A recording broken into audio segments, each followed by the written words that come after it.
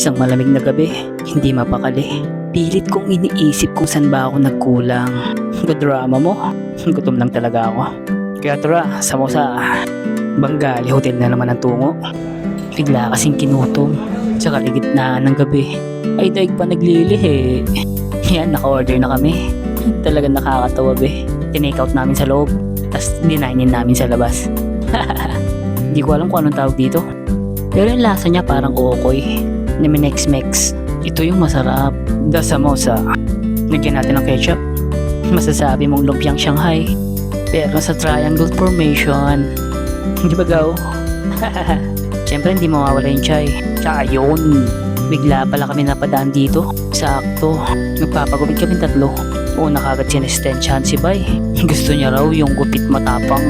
Yung kaya siyang ipaglaban. Sa totoo lang, hindi naman talaga ako nagpapagupit sa barbero. Kaya lang no choice. Nalipat na kasi yung paborito kong barbero. Shoutout or Kenneth. Saka wala naman talaga sa amin yun. Kung pogi ka, pogi ka. Hahaha.